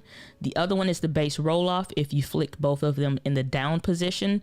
And the other one, which is what I use, is the presence boost thing where it's at the top. And this matters because as you are adjusting for your voice, you do want to see how are you sounding. I use the just bass level iPhone headphones because these are for voice. I'm not trying to get something like the Beats by Dre that's super bassy and I'm adjusting for stuff, and then the actual true sound of what other people hear across multiple devices are very different. This gives me something where it's almost flat. It's not a whole lot of anything for real, and what it does have, I'm fine with it. Just basic iPhone headphones. So that way I can listen, and I adjusted it to see in those different versions, what does it sound like and what do I like? Then I'll go into the Rodecaster Pro and I'll start adjusting the settings. A lot of people also don't know, and I'll share the screen with you guys for this. Excuse me. So now you're able to see behind the scenes and what I'm seeing on my end with the Ecamm Live. So this is your Rodecaster Pro companion app. Most people don't know this it even exists, but you go up here to the effects and you want to file open effects editor. This is now going to open up. It opened up on another thing, this whole other window and panel that you may not know about, where you're able to adjust for each specific microphone. There's nothing going on these other channels, and then you have this main here, master compressor, but I'm speaking on channel 1. And so that way I can get into the fine, minute details. This is after I've adjusted for the Rodecaster Pro. Then I can go into here and really start adjusting the gain if I want to, and adjust that or bring that all the way down to almost nothing. And so I should have remembered where I had it, but somewhere about there is fine. But that way I can actually hear for what I'm doing. And this is for the compressor. I can also go in here to the high pass filter and adjust this for my voice. And you can see it's adjusting the audio and some, and then if I bring it all the way down here, but I had this about 67. By default, this is usually at 60. Your noise gate, I don't touch this because it does a really great job for where I'm at in my environment, but you can really get in here and fine tune what you're trying to do for your thing versus most people, they just either have it on. And this is the Rodecaster it's just like without any of the processing on. And then I turn that processing on and then I can have access to that. And so a lot of people don't go into learning more about you don't have to be even like, and that's why first of all, I do want to bring my buddy Alex Miner on to the channel to talk more about the effects of what each of those levels does. If you have a deeper voice, what you should do. If you have a mid-tone voice like mine that still is kind of in the lower registers, what you should do. And if you have a higher pitched voice, what maybe are the ideal settings for that. So that's why I said it's going to be a dedicated video for that effects window with my buddy Alex Miner, because he does audio engineering work. So, you know what I'm saying? You can fine tune it for yourself. I make very minimal adjustments when it comes to mine with the Rodecaster Pro, but I'm also a nerd. So like the first 2 days, I'm going to learn everything about it until I could, you know what I'm saying, work this thing soup to nuts. But that's my baseline stuff. Everything is on except the RO exciter. So hopefully that helps. Saying thank you for your help. Enjoy your day. No problem, Damon. Glad to be of service. And so you got the ZV-1. Yeah, I got one too. How are you doing the vertical video? You turn your camera vertical. That's it. And I'm not being a jerk about it. I promise, Patrick. You know, and this is also going to be helpful with just doing my Instagram reels. You just turn it vertical. That's it. You don't have to do anything. There's no feature. That's what I was saying. Like Canon lied in their stuff to just say, hey, we can do vertical video now. This is all you need to do on any camera. Every other Instagram reel was filmed with the A6600 like this. You don't need to do nothing special. Like seriously, you don't need to do anything special. If the file comes out still horizontal in the editing software, you just turn it. I'm serious. You just turn it. What is going on? We have the JoshuaVerwersOfficial.com in the building saying, wonder what Canon thinks of all these unicorn cameras Sony's been they thinking they looking something like Olympus right now. That's what they are thinking. So Kimberly Doug, see, I told you, get the camera. Here it is. Proof positive. So, and I recorded the settings video yesterday. So the Let's Get Live Facebook group was able to get the behind the scenes of that. And so that video should come out tomorrow, if not later today. Probably tomorrow since it's later in the day now. We're kind of past that time frame of when I would upload a video. So maybe tomorrow, around about 10 o'clock Central Standard Time, that video of every setting, every menu that I change for this camera for video. The live streaming stuff will have to be separate, but I'll get to that. But that video is already recorded. I just need to do the little micro edits, and it'll be uploaded for tomorrow. Saying, nah, we definitely still need some new Sony APS-C cameras. I'm over here building up my APS-C lens lineup. I love APS-C. I don't have a need for full frame. Full frame is nice, but it's like, and most people, oh, the full frame look. You have a dirty robe and a flip-flop behind you and kids that you're trying to hide off to the right. In most people's stream, ain't that much blurry background in the world. You know what I'm saying? It's like I get on consultations sometimes with people and it's like, yeah, you know, I just think I need full frame because there's more. And I'm like, ain't nothing back there.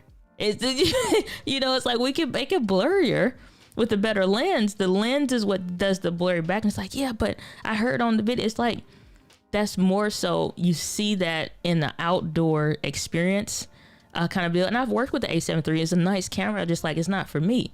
I love this. This is perfect for me. I shoot in this small space. It's deceptive because of the lens, but I shoot in what is usually the equivalent of about 20 millimeters on APS-C. Okay. So roughly 35, 38, 40-ish on a full frame potentially. But I'm even still on a 16 millimeter Sigma 16, I'm cropping in, right? So even if, like, this is the 35, and I still, on this zoom and pan window on Ecamm, you know, if I wanted to get that close, let's back it up, you know, right? I could zoom in more if I wanted to. It's like, what are we trying to do? And this is as wide. Well, not as wide. Now I'm going out of thing, but this is wide at 35. At 16, it's even wider. And then if you was maybe at a 50, it'd be like uncomfortably close, but I'm not trying to live like that out here in these streets. So, but at 16, with it literally being like a foot and arm's length or so in front of me with this camera, it's still too close. So it's like blurred background deals with the lenses.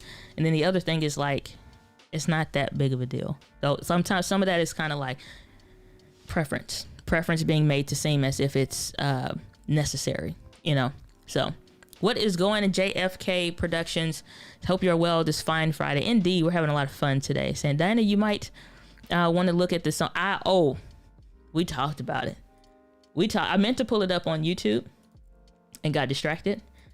But it is the bee's knees. We brought it up a little bit about the Sony A1, but the Sony Xperia phone makes me want to buy one. It's like, what am I doing? You know, they're like, what am I doing? It is the bee's knees Hall of Fame of all phones. Unless there's like, again, I have an A9 Mark II experience learning that those have Ethernet cameras, not Ethernet ports on them. I'm beyond excited about the Sony Xperia phone. I'm trying to think. I was watching who the guy I was watching yesterday about the Sony Xperia, and of all things, he was using Gosh darn StreamYard because it's a browser based. But that's 720. It's just like, I am not finna use, and that was my whole thing always. I am not finna use some daggone $3,500 camera and a $2,000 lens, and then I'm gonna do a 720p stream. Why? And a $2,500 phone, you know what I'm saying, for that example, and then do 720p. I'm doing, what is it, like I think I'm doing 2K today. Like, no. It's like one of the times you hit the screen, like, no, not doing that. We're not living like that out here in these streets. But B&H, they did a pretty good video about it. This guy, Doug, I need Doug's job. I think that's his name. I could be wrong. But they actually, and this is what's baffling. Sony did a better job on their Xperia phones when it could be two different departments, but they need to get together. Then the interface for the Imaging Edge software. And that's another thing that I'm kind of like, I'm predicting that they're going to have to do. They got to fix the Imaging Edge software. They have to, because it's just not working like it should. Just gonna get you situated. The Imaging Edge software is just not, it is not where it should be. But this phone, Bee's Knees Hall of Fame. Freaking Bee's Knees Hall of Fame. The Bee's Knees Hall of Fame is nothing but Sony stuff at this point. You know, as far as cameras and whatnot. It's a brilliant piece of technology. Like I said, the fact that you can just HDMI from the phone into, and just, you're ready to go. You can do 4K, but your software has to be able to. And this is why we got to get something that's better, to be honest with you, than StreamYard, because the 720p is hot garbage. I'm just gonna be completely honest with you. It's not acceptable. Like, that's what I'm saying. Like, bro, you got a multi-$1,000 setup, and I'm gonna stream in 720p, or it's like, oh, we got 1080p now. Still looks like hot garbage. Say what you want. Say what you want. I spendeth not this much money on things to get a stream that looks like hot garbage. Internet, laptop, and my external drives are the most important investment areas for me. Well, may the Lord bless you and keep you always, because it is important. But that A1 just made it to the top of my list. Somebody got a question, or you're saying hello. Cello, Kelmark TV, good to see you. Fulgence is laughing. Everybody's laughing for some reason. I know it's not the reason. Saying my technology roadmap. Oh, I appreciate that, John. Thank you so much. Mike Castle Life, good to see you, brother. Saying, hey, sister, happy Friday. Thank you for letting me chat with you on Clubhouse. Oh, super fun. Super fun. So I still love my ZV-1, but that camera is tempting. Hey, I added it to the family. Officially added it to the La Familia. So added it to the family. Officially picked one up yesterday. So we in the same boat. I don't care. There's no amount of, man, I already got too many. You don't have enough. You don't have enough. You need the A1. You don't need the A1. Let me tell you now. Right? Let me tell you now, my brother. If you don't have the A1, you need to get the A1. It's going to save your life, eh? Tell you. JFK Production said, don't nobody want this box camera. Come on, Komodo owners be like, you better calm down. Hey, the cinema guys, you know what the problem is with the cinema guys? They do videos on YouTube like they have a wedgie 24/7. That's the secret. I'm gonna let y'all into industry secrets right here, right? New segment on the live helpcast called Industry Secrets.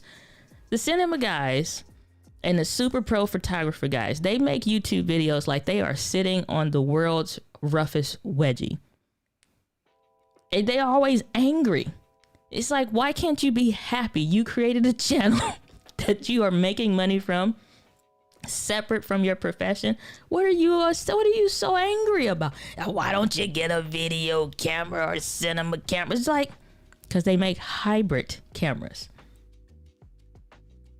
The 8-bit, 10-bit, then go get you a 16-bit or whatever. Go have fun. Merry Christmas. They make videos so angry. That's why I'm like, y'all need to calm down. On the Brown saying sorry unless they've had an update. The Ethernet on 898 is for FTP. We gotta get the bah humbug. Well, at least I saved some money on that there. No point in wasting the money. What's going on, Gregarious? No rain? Good to see you. Saying hi, Diana. Testing out the new Rodecaster Pro. Thanks for your recommendations. My pleasure. Saying curious. You know of a way to send a USB mic audio via the computer of a USB to the Rodecaster? I use Ecamm Live. So if I hook my phone up via USB, it'll come up. Past that, I don't look into it. Just being completely honest. You could probably... I'm sure they probably have softwares or tools or something. Honestly, that's why I bought a Mac to use Ecamm, because there's so many things I just, I don't have to think about. And that may not be a good answer for you. And for that, I apologize. But I use Ecamm for everything, and because it just works. So there we are. Let's see here. And to show this to you, if I pull up my phone here, all I did was plug it in via Ethernet, right? And so I can scroll through my Instagram, right? I can go over to the world's funniest videos and, do whatever. I don't know if you can hear all that. Walked up to you and said the things that... Or one of my favorites that I recently did was one of my last Instagram reels. It's at 4,500 now, so I'm waiting for it to hit a crossover 5,000.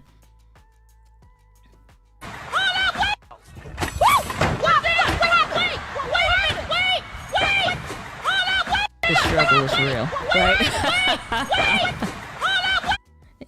But those are cool. But just also NDI is another way, meaning I don't even know what NDI stands for. Doc told me, Doc Rock, who is brother from another mother, who goes into sometimes way more technical nerdy stuff.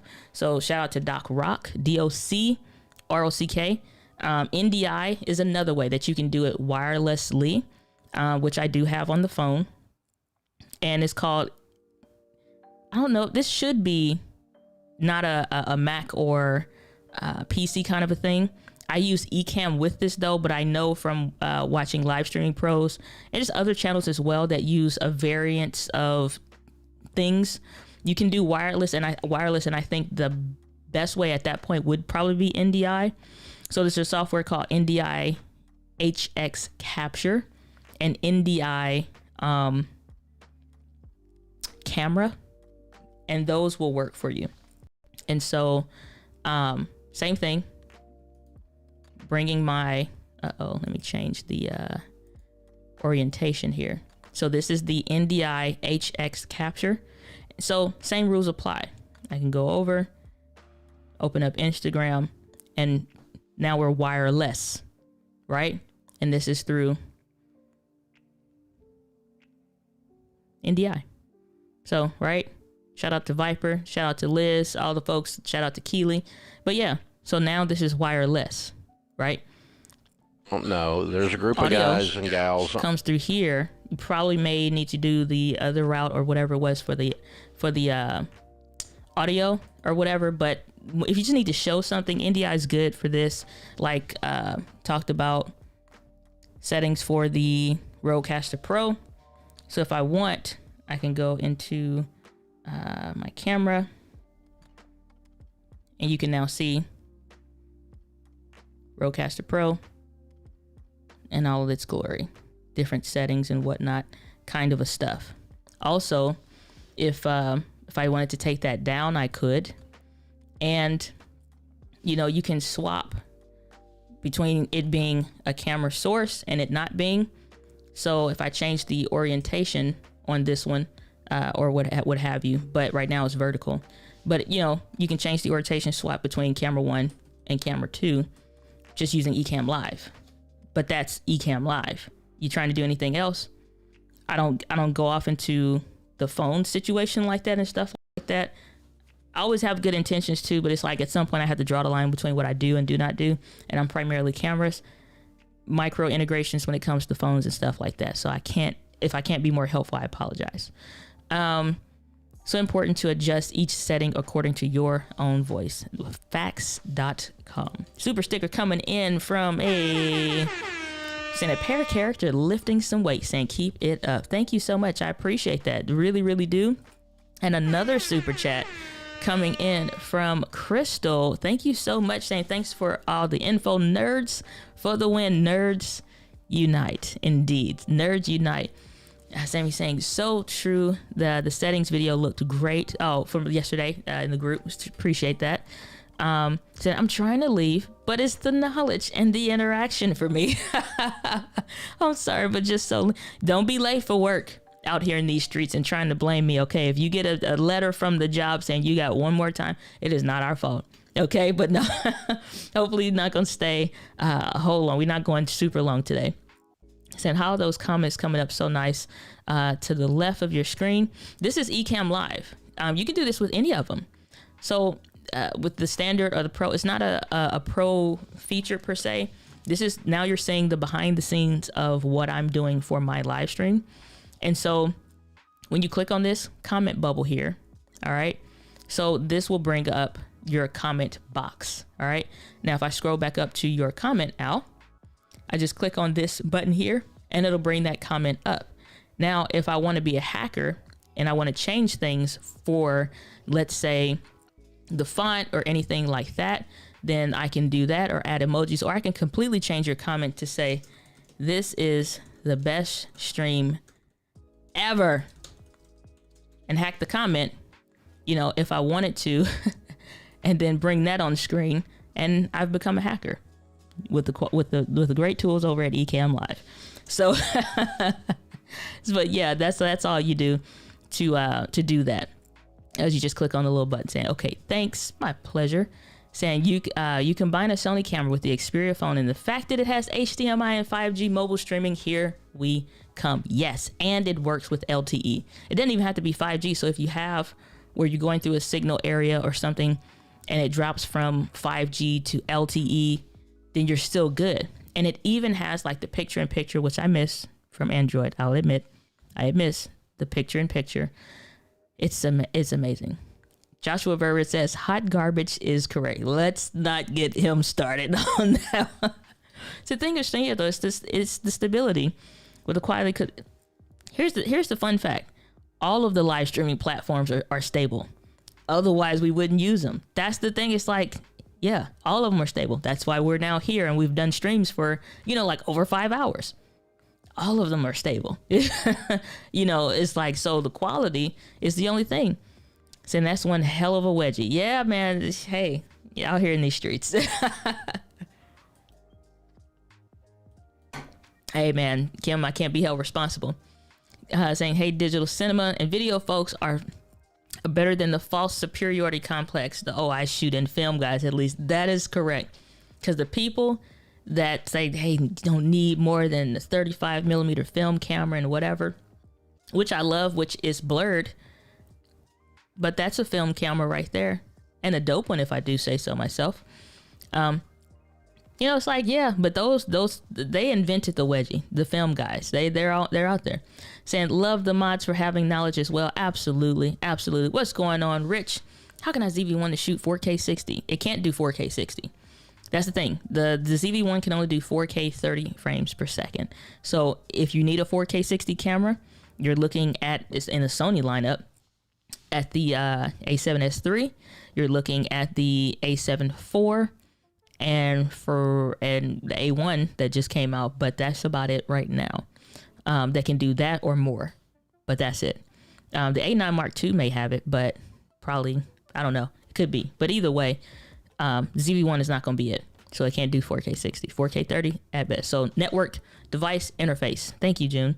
Because it's just one of those things. It's just like, yeah, I don't know what it stands for. It's like, I don't know. Saying RE the comments. You're also getting live comments up on YouTube on the left as well as your eCam. Yes, YouTube is still going to provide the comments unless I make an edit to the stream after the fact and I say, I'm gonna cut the countdown timer off. Then I've now made an edit to the live stream in YouTube, and they now at that point delete all of the contents of the comments. So the comments disappear. So other than me bringing them on screen, they're not there. But yes, the way that you're still able to comment is through YouTube.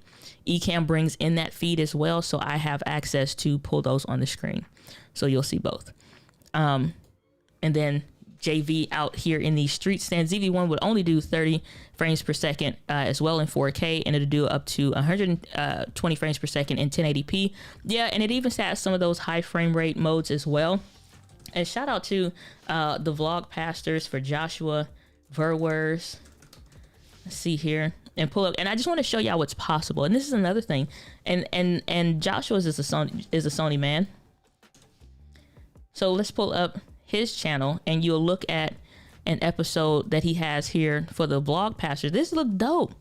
You can do this kind of stuff. Now, granted, it's like Joshua started from not knowing nothing about nothing with video when it comes to all the rest of us, and then invested in the time and the knowledge to learn and then upgrade it, right? Upgrade it. So we speed this up and we go now to their live stream. This is amazing. That's what I was saying. Like, it's not to bash nobody else brand or whatever, but everybody's talking about stability. You can't get a stream to look like that if it wasn't stable. You can't get a stream to look like this if it wasn't stable. So he's doing the same thing using Ecamm Live, pulling the comments up. They're doing the live podcast, video podcast that they're doing. Thankfully, Jared got the SM7B so we can throw that Yeti in the garbage where it belongs. Got their intro that comes in. Matter of fact, let's listen to this because I want y'all to hear.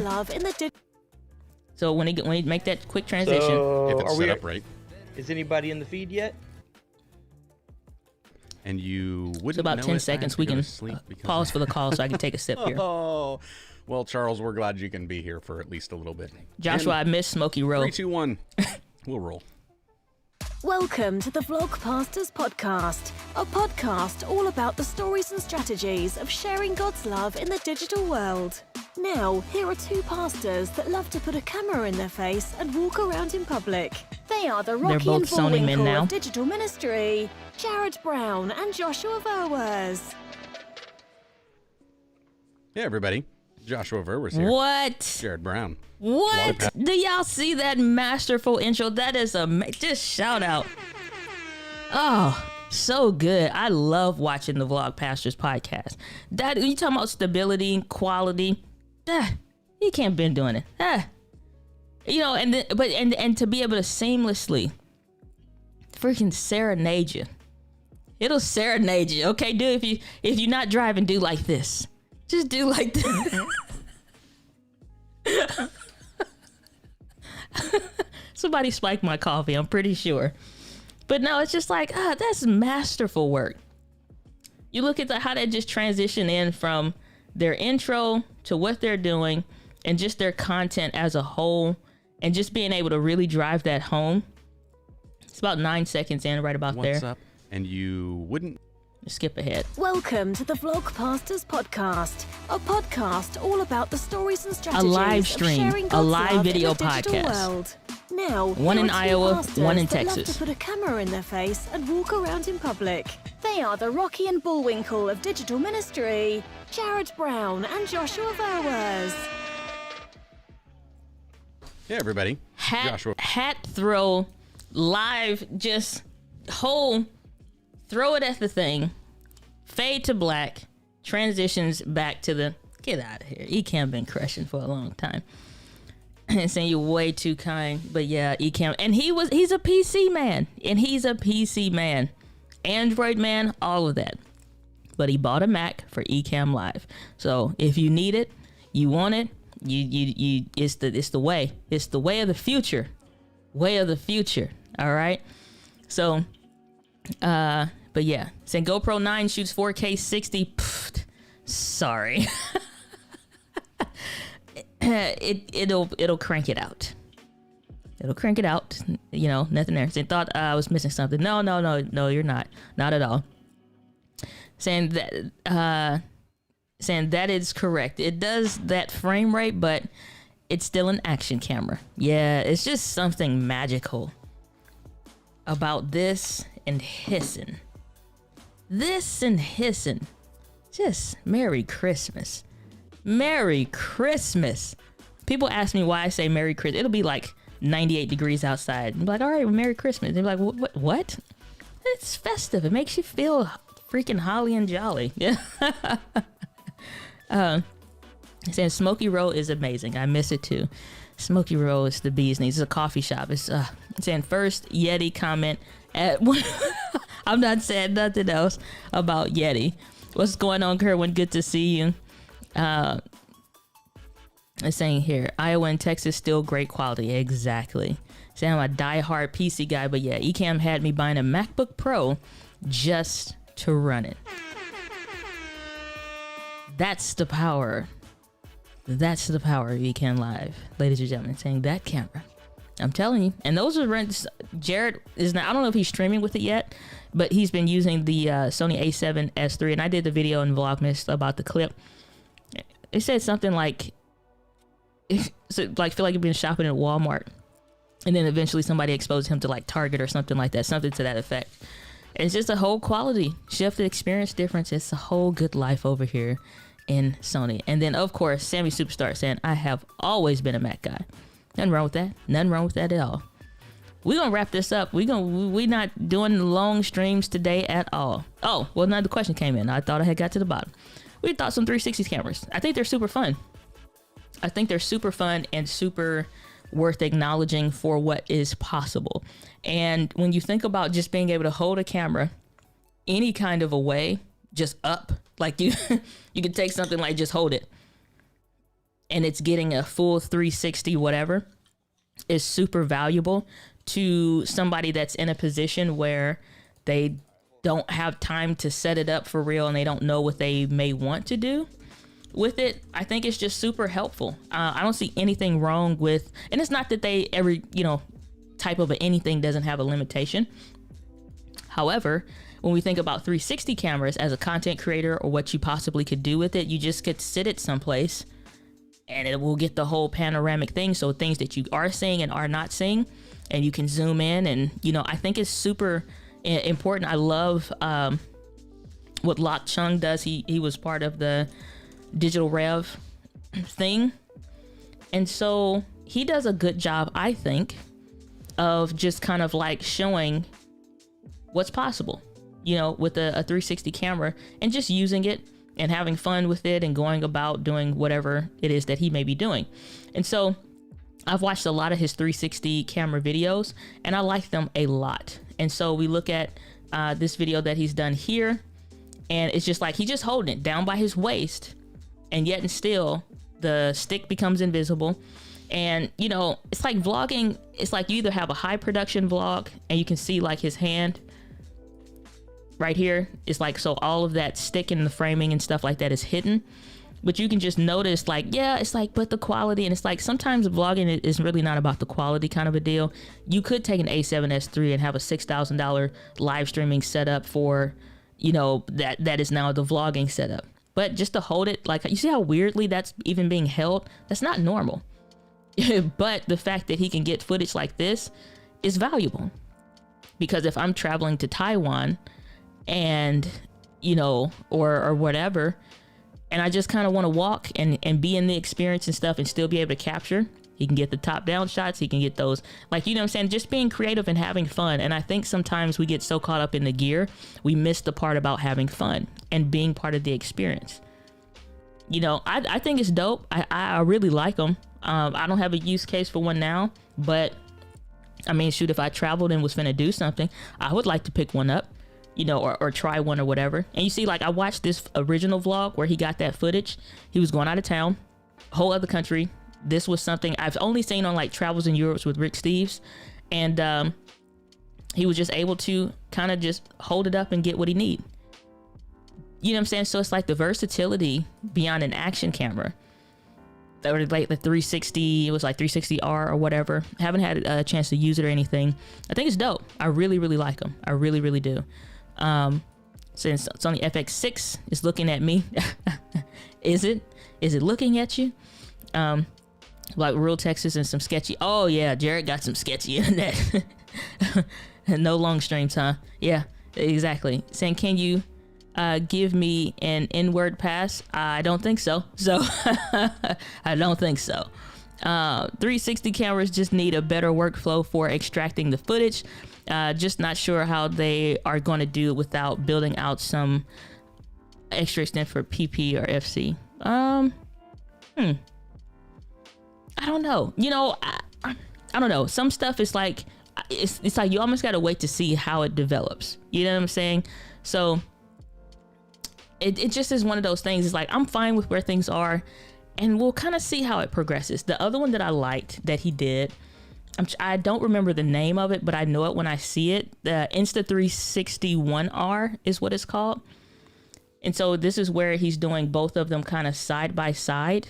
So I like the Insta360-1R capabilities because it lets you kind of switch between action camera or 360 kind of camera, and it has like the modules, and I think that was super smart. So I think we're still trying to find our way, if you will, of these. So I think they still have a huge potential, but it's kind of at that place like these could kind of die off or they could blow up.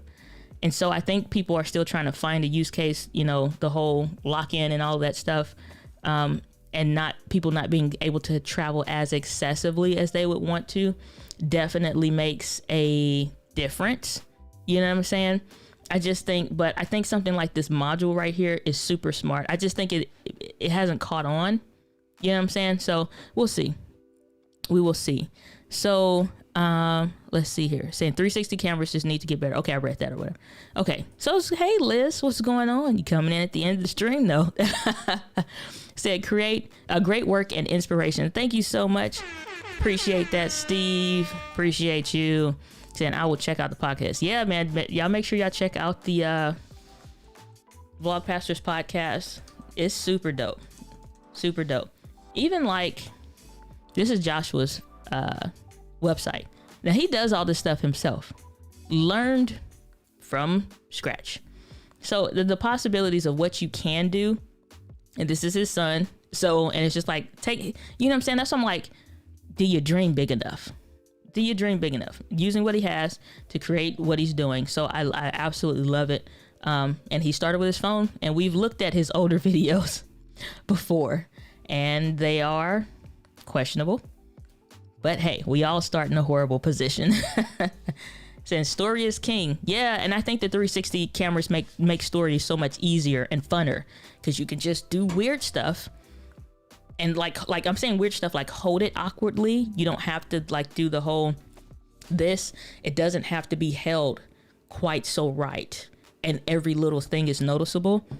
The stabilization, digital stabilization that they have in there is really good, and everything else in between. So, you know, I think it's a lot there. Sori is king. Yep. So I use the 360 for field training when when you can't have a whole production crew. That's smart. That's super duper smart. Saying the Insta360, especially with modules, is impressive. And the new GoPro 9 with the mods is very cool. Love the horizon lock that they have. I think that's super smart as well with the horizon lock that the 9 has. I've seen some videos on it. Only thing with the GoPro, I went and looked at that. I'm kind of waiting to see what Osmo Pocket does and what they drop, because it's weird. You know what I'm saying? It's just weird that Osmo Pocket hasn't dropped anything else, and we've had like 2 other GoPros that came out too, and the Insta360R that we was just talking about. So I'm like, okay, where y'all at? You know, with the updates or the whatevers. And I'm like, the Osmo Pocket came out, the version 2 came out, not bad.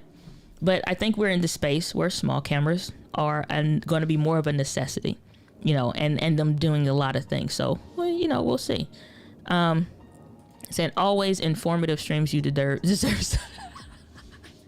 Wouldn't you?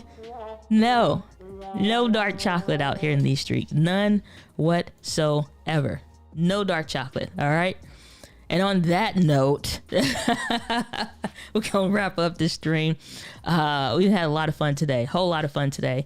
Love talking about this new Sony A1 camera. It's been absolutely amazing. If you haven't done so already, make sure you hit the like button if you like the stream. Whether you're watching this live or on the replay, thank you for your time and your attention and spending some time with me. That, guys, a little bit passion. I'll see you on the next video. Peace out.